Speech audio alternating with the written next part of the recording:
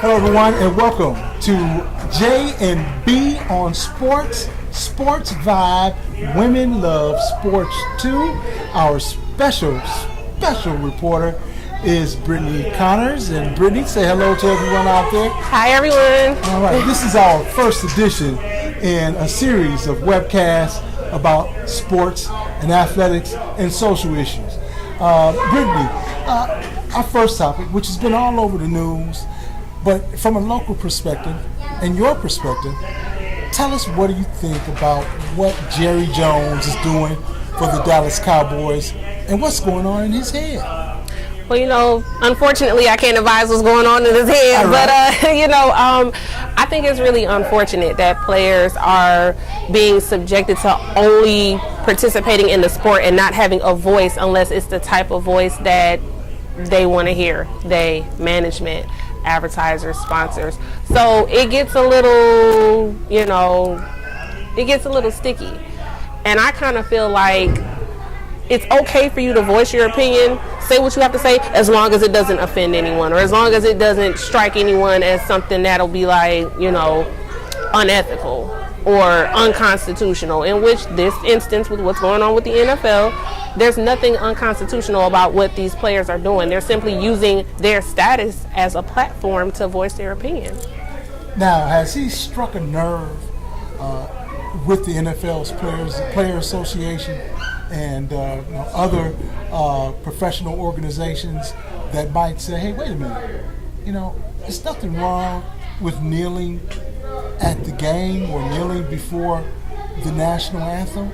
Because if I'm not mistaken, it was a Marine who advised Colin Kaepernick that said kneeling was better than sitting. And so he did. He kneeled. What are your thoughts on that?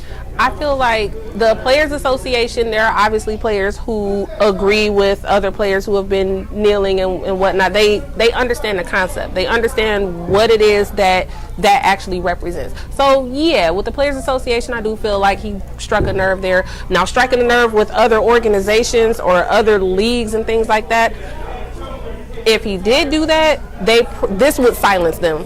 Because he would be, it's like an example that they would be making out of that. And I feel like people just aren't. Are you saying silence the players? No, I'm saying silencing those organizations or those leagues or other people who feel like, well, hey, what you're doing is not right. But at this point, I feel like they wouldn't even have what it takes in them to come out and take a stance at all.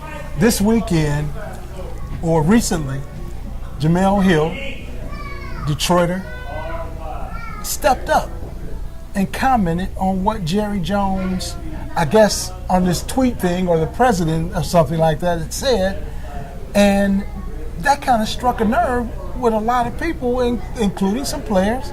But media, like the big media conglomerate ESPN, suspended her for 2 weeks.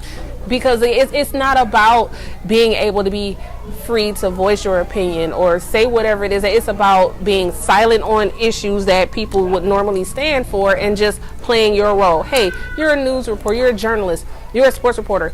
Report on that. Don't have any other opinions. Don't mention anything about what's going on politically.